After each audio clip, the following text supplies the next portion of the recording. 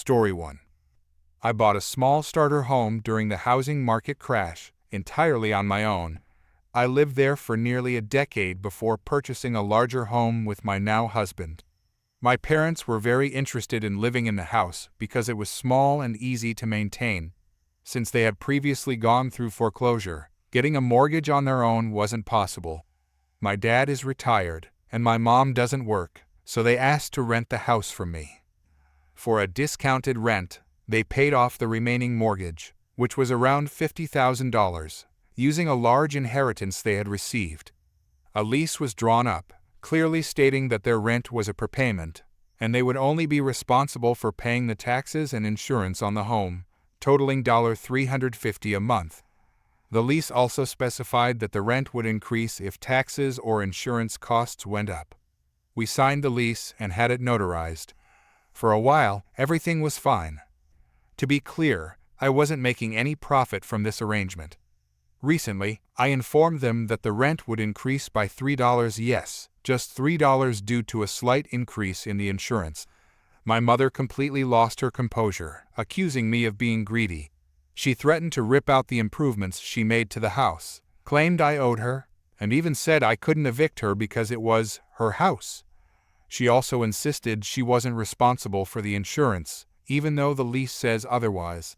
She claimed the insurance hadn't increased in a decade, even though building costs have risen, and accused me of trying to make her pay for my personal homeowner's insurance. She went so far as to say a court would give her my house. However, the lease is notarized, and they are listed as tenants. I'm the only one on the deed. My dad, who tends to follow her lead, demanded to see the bills to verify I wasn't overcharging them.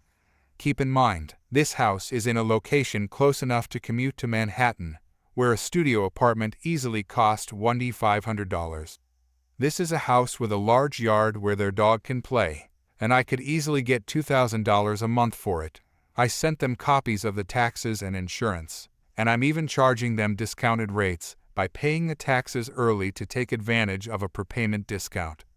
I told them to consult a lawyer if they didn't believe me. My father must have agreed with me because shortly afterward, my mother threatened to divorce him. Update. First, I want to thank everyone for their support. I was mainly venting because I've been dealing with some health issues that my parents know about, and this situation just added to the stress. I've received many questions, so here are some clarifications. They've lived in the house for 4 years. My mom has always been entitled and struggles with alcohol, which affected our relationship. Growing up, I spent weekends and summers with other family members to avoid being around the drinking. I agreed to this arrangement largely for my father's benefit, as he had heart surgery and worked a physically demanding job for 36 years. My parents proposed this deal to pay off the mortgage and handle only the taxes and insurance, so their primary expense would be health insurance. For the record, they did not co-sign the mortgage or contribute to the down payment. The house is in my name, and my parents are tenants, as outlined in the lease. In the past, rent has gone up due to increases in taxes and insurance, but they never had an issue until now. My husband's father passed away without getting to enjoy his retirement, which is why my husband encouraged my dad to retire and enjoy life. Part of my husband's inheritance helped with the down payment on our current home. My mother's behavior is nothing new. After I graduated high school, I worked 65 hours a week and paid $200 a week in rent to my parents until I moved out at 20. When I left, they foreclosed on their home. I made the mistake of adding my mother to my phone plan, and she only paid her share for 3 months out of 2 years. She also promised to help pay for my wedding and never did. They didn't contribute to my college education or my expenses after I turned 16. Looking back, the red flags were obvious, but I trusted my dad more and thought I was doing a good thing by helping them. My mom frequently threatens to divorce my dad, so I doubt it will actually happen. Current situation. Today, my mother called me, asking what needed to be done to resolve the situation because not seeing my son was upsetting them. I told her they needed to apologize for the way they spoke to me and that their behavior was out of line. It turns out they were being scammed. In my area, homeowners frequently receive calls, texts, and letters from people wanting to buy their homes, especially in this competitive market. I had even warned my parents to ignore these offers. However, they had been receiving calls from someone pretending to represent me, telling them I planned to rent out the house. Someone also showed up at their door, pressuring my mom. This all happened before I mentioned the rent increase, so when my mother heard about it, she panicked, thinking these scammers were legitimate. She thought I was planning to raise the rent beyond what they could afford and force them out before she even knew the increase was just $3. When I asked why they didn't just ask me about it, they admitted they were scared and thought they had nowhere to go. I explained to them that's not how renting works and that I can't evict tenants without going through the legal process. They apologized for their behavior and were embarrassed, realizing they had fallen for a scam. Thankfully, they hadn't given the scammer any money or information yet. I explained to them that scammers often pretend to rent houses, take people's deposits, and then disappear, leaving the victims in a bind when they find out the house is already occupied. I have no idea why they believed this person or why they didn't come to me first. Their security cameras were off when the scammer visited, but they planned to file a police report anyway. I advised them to call the police immediately if anyone shows up again, as it's likely harassment and trespassing at this point. I received apologies from both parents. I went over the lease with them again and reassured them that as long as they continue to pay the taxes and insurance, I will honor my end of the deal. For now, they aren't getting evicted, but I'll be keeping a closer eye on them to make sure they don't fall for any more scams. PSA. Many of us have parents from the baby boomer generation, so I wanted to share something important. My parents are on Medicaid, which in the United States means that if they incur large medical expenses, they aren't responsible for paying until all their personal assets are used up. This includes draining bank accounts, taking property, and even requesting back gifts from up to 5 years ago. For example, if a parent gave you $20,000 for a home repair, Medicaid can demand that money back before covering medical expenses like rehabilitation. They can take savings and require property in their name to be sold to cover costs. The only thing they can't legally take is a car. I've experienced this with a grandparent, and I think it's something everyone should be aware of to help protect their parents' assets. Story 2. This is a bit lengthy, but I'll try to keep it concise. I'm a 17-year-old working at a Chick-fil-A, and the uniform we wear consists of a red shirt or polo and black pants. One day, I was on my break, and since my girlfriend worked at a Wendy's within walking distance, I went there for lunch. Now, Chick-fil-A and Wendy's have similar uniforms, so it could cause the mistake of me looking like I work there, but when I turn around, you can clearly see my badge and a cow on my shirt. Let's start this off. I was there for lunch and to see my girlfriend when a Karen walks in. I could tell by her already complaining about the floor being wet. She goes to find a seat to sit her child down, and there are 2 booths, one waiting to be cleaned, and the other I'm sitting in, waiting for my girlfriend to get on her break. The entitled child whined, saying they wanted the comfortable booth, but I was already there. So the Karen came up to me and asked why I was sitting down. Shouldn't I be working? I said I don't work here. The Karen wasn't believing it, so she sat in my booth. I just got up, being the mature one in the situation and avoiding getting in trouble. I get a text from my girlfriend saying, "I'll be there in 3 more minutes. Can you get us food?"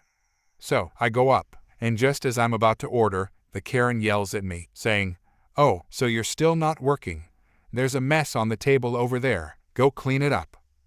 I then tell her, for the last time, that I do not work here, and the cashier even backed me up.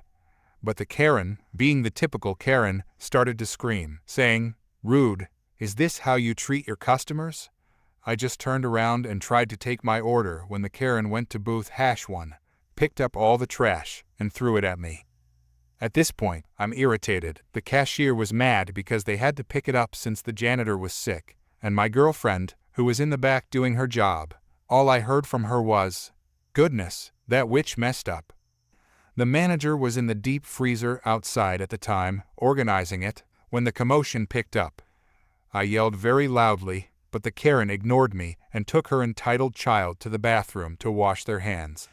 I tried to calm myself, then went to order when I heard the squeaky bathroom door open and close. In my mind, I said, "Here comes round two." I walk up to take my order. My girlfriend is 1 minute away from her break, and I have about 10 minutes left on mine. So, while I'm walking up to order, I'm 2 steps away, and then the Karen comes up around the corner and cuts me off, like Gordon Ramsay cutting carrots so fast, and then starts laying into me about customers going first, and I say, "You're not my customer because I don't work here." I take out my phone to record, and this is when my girlfriend comes out. She's about to come up as the Karen snatches my phone and gives it to the entitled child, saying, "Do you want it? It's yours now." My girlfriend sees it. Then she starts yelling at the Karen, and the Karen tries to slap my girlfriend. I see that and stop her. Then she slaps me, and we get into a fight. I pull her away and push her to the soda machine as the manager walks in, and well, she's actually my godmother. She lives across the street from me, and my mom is at her house every day. She knows I don't get mad easily, so when she sees this, she is stunned for a second. The Karen calls the cops. Then she comes up to slap me again. Mind you, my phone is still with the entitled child, and they are locking it out, and then, in the corner of my eye, I see my phone go flying and hit the table, and my heart sank. My girlfriend is trying to catch it, but she failed. I really need to teach her how to catch, but it hits the ground, and I was so frustrated. I then picked up the Karen, who weighs around 115 pounds, put her over my shoulder, and she started kicking. I then picked up the 6-year-old entitled child too, and got them outside, dropped them, and went back to pick up my phone. The Karen is still upset, but I just got them out so the other customers don't get involved in this mess. Then the cops show up. One goes with my godmother manager to review the cameras, the second one goes to the Karen's side, and the other takes my side. The Karen was brought in to get their belongings, still whining at me and saying I'm going to jail, and the cop that took my godmother manager said, "I reviewed the cameras." Boy, did I feel good in that moment because I knew they saw what actually happened. As for the Karen, they were whiter than the background. In the end, the Karen was placed under arrest and charged with assault. For damaging my phone it was done for and wouldn't even turn on, and lastly, for disturbing the peace. I didn't get to have lunch with my girlfriend, but she still got food delivered to Chick-fil-A, truly the sweetest. Story 3. This happened a few semesters ago when I was taking a course in urban design. The class was divided into groups of 3, but one of my group members wanted to join another group with their friend. This left me with just one other partner. I'm not sure why the professor allowed this, but I wasn't too concerned since I was confident in my ability to handle the workload. The course tied together various aspects of urban planning, including architectural design, environmental sustainability, urban infrastructure, and historic preservation, all in a comprehensive project. I tried to brainstorm with my partner to decide on a direction for our project. My initial idea was to focus on residential buildings, as housing is a significant issue in New York City. However, my partner wanted to focus on industrial buildings, so I agreed to follow that path. As we discussed ideas, I noticed he wasn't giving much input and seemed content to let me take the lead. He mostly agreed with whatever I suggested. Weeks passed, and I kept updating my partner on my progress through WhatsApp, but I rarely received any feedback from him. This started to annoy me, but I remained confident in my work, knowing it would be enough to carry us through the upcoming checkpoint in our next presentation. Midway through the semester, I was hit with a terrible kidney stone. Surprisingly, it wasn't caused by junk food or a poor diet. It turns out I had been eating too many black beans and chickpeas. As a side note, I had asked ChatGPT to help me come up with a healthy dinner plan, which I followed to meet my macro needs. More on that in the comments.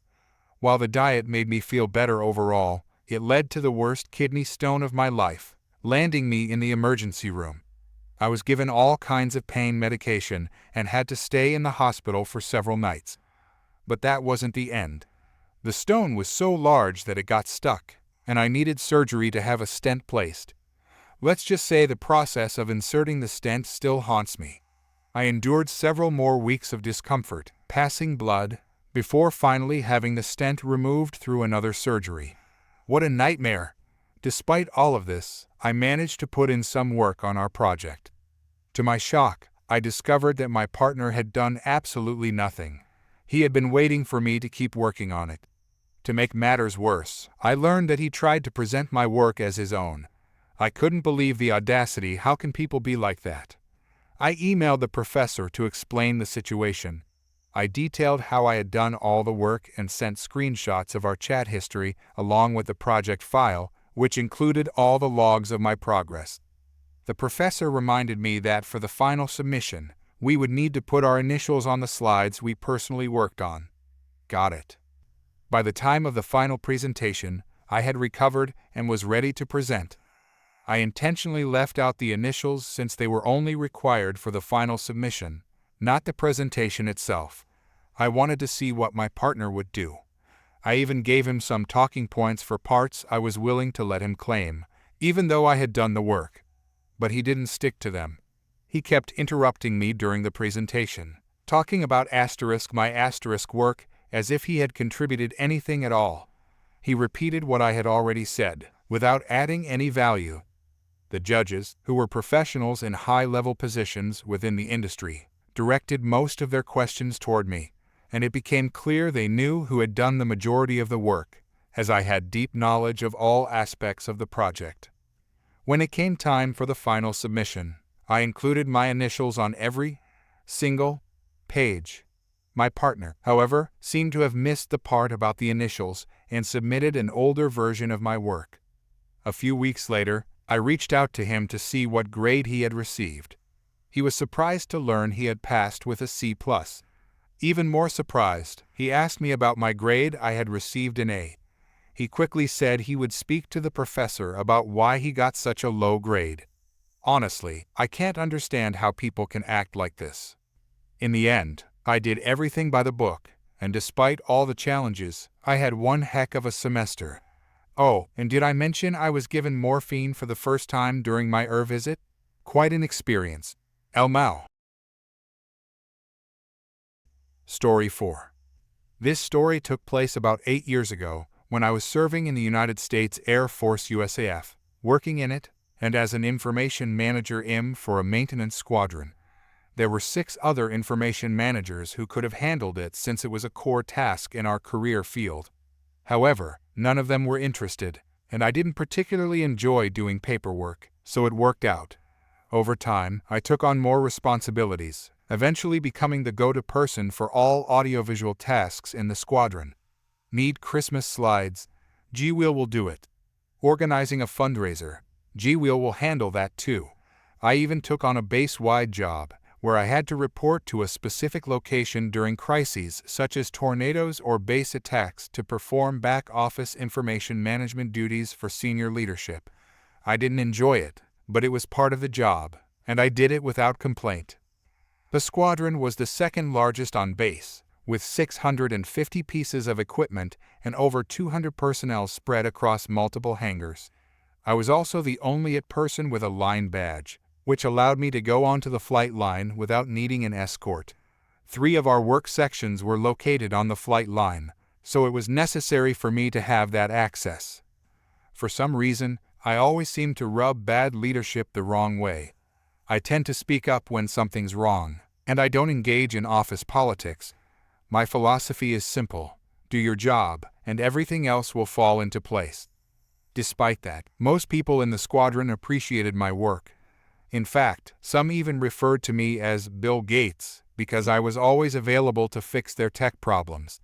If I couldn't solve an issue in 10 to 15 minutes, I'd just swap out the faulty equipment since I always carried spares. Unfortunately, the leadership in our squadron was less than stellar. Our first sergeant, for instance, was what we call retired on active duty road, meaning they no longer cared about advancing or doing their job properly. They had essentially checked out, knowing they could coast by. For example, one Friday morning, while I was fixing her laptop, she casually said, "I'm bored. I don't really have anything to do today." I couldn't believe it. She was the first sergeant. Her job was to assess squadron morale, check in with the shops, and stay engaged. There's always something to do in that role. At one point, the leadership decided they needed to catch me slacking off. The first sergeant gathered all 7 of us information managers and announced that we'd be required to track our jobs for the week. She claimed this directive came straight from the group commander. In military terms, it goes Flight Squadron Group Wing Command, so this was supposedly a high-level order. We doubted that, but we complied. I quickly made an Excel spreadsheet for us to use. Each IM had their own tab to log the tasks they completed, along with columns for the date, start time, end time, and job details. The sheet automatically tallied the number of jobs and calculated the average time spent on each task. It took me about 5 minutes to put together. That week was a typical one for me. I handled various calls, such as people getting locked out of their accounts after forgetting their passwords or being unable to access necessary databases because it had moved the network drives. I'd fix these issues or swap out faulty PCs. I had a system where I could rebuild multiple computers at once, using one keyboard and mouse to control up to 24 PCs.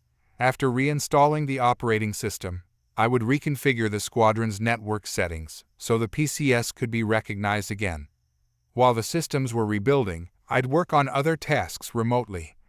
At the end of the week, during the squadron's commander's briefing, another task I was responsible for, which involved managing spreadsheets and embedding documents, the first sergeant reviewed our job tracking sheets.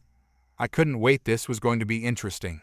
The other information managers had completed around 100 tasks each, mostly paperwork such as processing awards and performance reports. Then it came to my slide. I had logged over 650 jobs that week. I had been all over the squadron's work sites, fixing countless computer issues. The maintenance personnel, although great at their jobs, weren't the most tech-savvy and often caused problems. One guy even had multiple malware-ridden search bars installed on his computer and couldn't figure out why it was running so poorly. After seeing the results, the first sergeant announced on Monday morning that we were no longer required to track our jobs. Apparently, the group commander must have had a sudden change of heart in just 1 week. Funny how that works. Story 5. I'm a contractor. While working on a project in a very remote location, I made an arrangement to buy and bring 2 rounds of breakfast tacos for the staff at the county facility where I would be working for the week, in exchange for free copy privileges. The boss approved this over the phone, and the total cost for the tacos that week came to just over $100. It was a great deal, considering the copy budget was well over $1,000.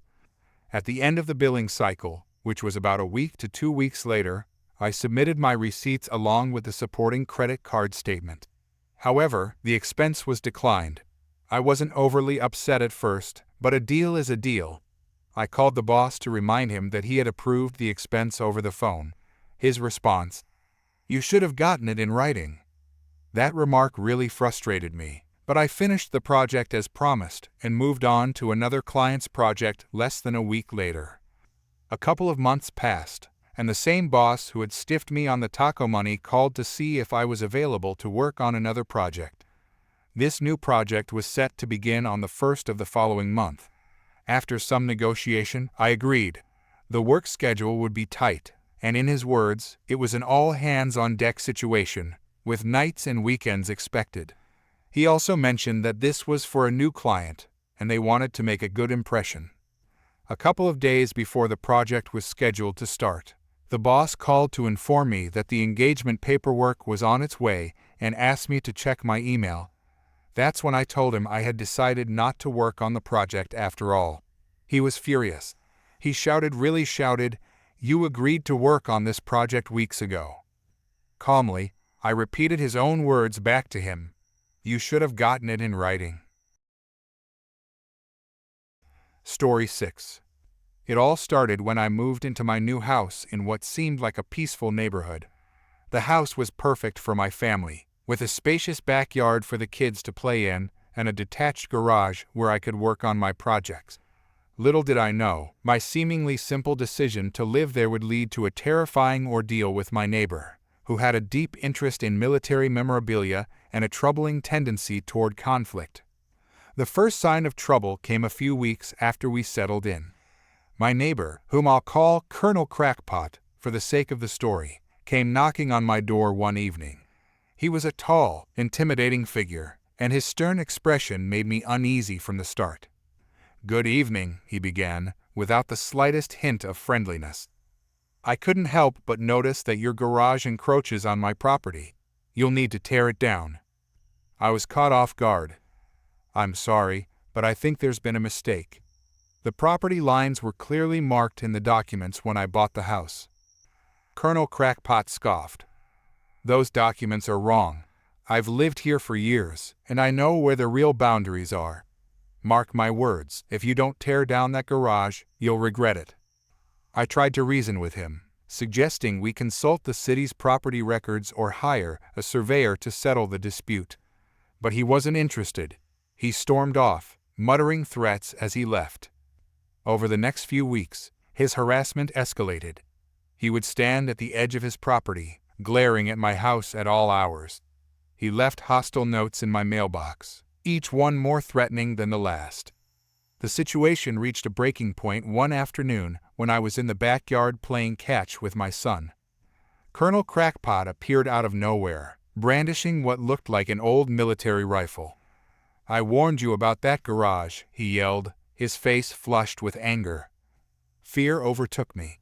I grabbed my son and rushed inside, locking the doors behind us. My heart pounded as I called the police, but by the time they arrived, Colonel Crackpot had vanished. Without evidence of the threat, the officers couldn't arrest him. They advised me to stay safe and consider filing for a restraining order. After that incident, I decided to take extra precautions. While Colonel Crackpot was away on a trip, I installed security cameras around my property, a decision that would prove to be vital later on. A few days after his return, Colonel Crackpot confronted me again, this time with even more intensity. He came to my doorstep, his eyes filled with fury.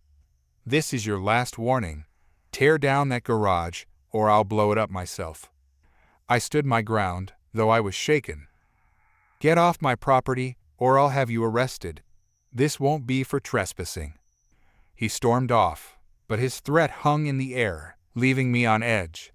I tried to convince myself he was bluffing, but the fear remained. Then, one night, the unthinkable happened. I was jolted awake by a deafening explosion. Panic surged through me as I heard my children screaming. I rushed to check on them, finding them terrified but unharmed. We hurried outside, only to discover the front of my garage destroyed and my car engulfed in flames. I immediately called 911. The firefighters arrived quickly and managed to contain the blaze before it could spread to the house. When the police came to investigate, I told them about Colonel Crackpot's threats and his obsession with military paraphernalia. At first, they seemed doubtful until I remembered the security cameras. Sitting in the living room with an officer, we reviewed the footage. There, clear as day, was Colonel Crackpot sneaking out of his house and throwing something toward my garage just before the explosion rocked the night. The officer wasted no time calling for backup. Within minutes, police cars filled the street, and they arrested Colonel Crackpot in a dramatic takedown. The evidence was irrefutable. He was charged with attempted murder, along with several other serious offenses. Knowing he was behind bars was a huge relief. The aftermath of that terrifying night was chaotic. My family was shaken, but we were safe and together. I had to deal with insurance claims, repairs, and the emotional toll it all took. But the knowledge that Colonel Crackpot could no longer harm us brought a sense of peace. Looking back, I'm incredibly thankful for the decision to install those cameras. They not only helped prove Colonel Crackpot's guilt, but also protected my family from further danger. Story 7. I worked at a call center for a collection agency for nearly 5 years. Anyone who has worked in this kind of environment knows that there are always targets to meet, whether they're daily, monthly, or some other time frame. One of the key targets for us was to make a specific number of calls per day, around 120, if I remember correctly. The problem was that the more contact you made with debtors, the less time you had to make additional calls. On most days, this wasn't an issue, but sometimes you'd have a day where you made a lot of contact with people, and your call count would drop to about 2/3 of the required target. We received regular updates on our call count, and the manager would keep us on track. At the end of the day, they would review the final results and let us know where we stood.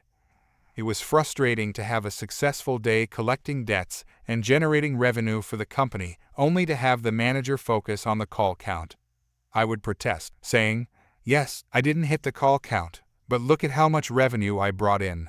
It didn't matter to them. The target had to be met. Even on days when I didn't generate much revenue, but spent significant time speaking with debtors, I would ask the manager to check my talk time to see that I was making an effort. Again, it didn't matter, the call count was king. For clarity, a call only counted if someone picked up, or if it went to a voicemail box that wasn't full. The system didn't register calls that weren't in service, had full mailboxes, or rang out without a voicemail box. This meant that if you made hundreds of calls, only a fraction would count. Everyone knew this, but it didn't change how the company judged performance. I grew tired of the unfairness. On top of that, the company was skimming our bonuses, which were provided by the client as a reward for successful debt collections. It became glaringly obvious when our bonuses became random numbers when they could only be multiples of 5.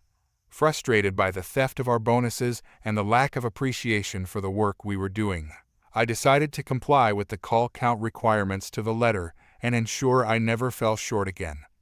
I created a notepad file with a list of phone numbers that went straight to voicemail numbers that had likely blocked us or had some sort of away setting. From that point on, I made sure to hit 15 to 20 calls per hour that would register in the system, implying I was making even more calls that the system couldn't track. I spread these calls throughout the day so my activity wouldn't seem suspicious, and spent the rest of my time reading articles online. As expected, the revenue I had been generating dropped by about 80%. Management began to ask, "Why aren't you collecting?" I would respond, "Well, you can see I'm surpassing my call count target, and my talk time is low, so I'm just not getting the opportunities." The few debts I did collect were from easy cases accounts where the people were able and willing to pay. In fact, many of these people would call us, so I relied on incoming calls to make it look like I was still working. They eventually gave me lower value portfolios, which was fine by me. After all, they were stealing my bonus, which was the incentive for doing more than the bare minimum. So, why should I go above and beyond? I honestly thought I was working my way toward being fired. But no, because I had a reputation as a valued team member, they didn't want to let me go. I guess they chalked up my lack of success to the poor portfolios they were assigning me. The company's focus on a flawed target, coupled with their skimming of bonuses, killed my motivation. I was getting paid to do the bare minimum and read articles all day. This continued for nearly 2 years until I eventually had to leave for mental health reasons. Story 8. So, I was driving around the mall parking lot looking for a spot. You know how it is, circling around like a hawk waiting for a spot to open up. Finally, I saw someone pulling out, so I quickly snagged the spot. I didn't think much of it at the time. It was just a regular parking spot, right? Well, not exactly. Just as I was getting out of my car, I heard this loud, screeching voice. "Excuse me, what do you think you're doing?" I turned around and saw this woman storming towards me. She looked like she was about to explode. Her face was bright red, and she was waving her arms around like a windmill. She had that classic "can I speak to your manager" haircut and wore a leopard print coat that was a little too tight. Let's call her Karen, for the sake of the story. "I'm parking my car." "What does it look like?" I replied, a bit confused. I really didn't see what the big deal was. "That's my spot. I always park there," Karen shrieked, pointing her finger at me as if I had committed a major crime. "Sorry, I didn't realize parking spots could be reserved," I said, trying to keep my cool. "There's no name on it, and it's a public parking lot. But Karen wasn't having any of it. "I don't care, you need to move your car now." She was so loud that people started to gather around, watching the spectacle. "Look, I'm sorry, but I'm not moving. I found the spot first," I said firmly. I started to walk away, hoping that would be the end of it. Boy, was I wrong. I went about my shopping, thinking the whole thing was over. But when I came back to my car, my heart dropped. All the windows were smashed. Glass was everywhere. It was a disaster. I couldn't believe it. That's when I saw a note stuck to the windshield. It was from Karen, admitting she broke my windows because I took her spot. She was so entitled that she thought this was justified. I immediately called the cops. When they arrived, I showed them the note. Thankfully, there were security cameras in the parking lot. The footage showed Karen, in all her glory, taking a baseball bat to my car. The cops were stunned. They found her in the mall and arrested her on the spot. Karen tried to play the victim, of course. "It's just a parking spot. He didn't have to take it," she wailed as they handcuffed her. It was almost comical, watching her trying to justify her crazy behavior. Karen had to pay for all the damages to my car, which wasn't cheap. She also had to do community service and attend anger management classes. The judge wasn't lenient with her at all. I guess she finally learned that you can't just go around smashing people's property because you didn't get your way.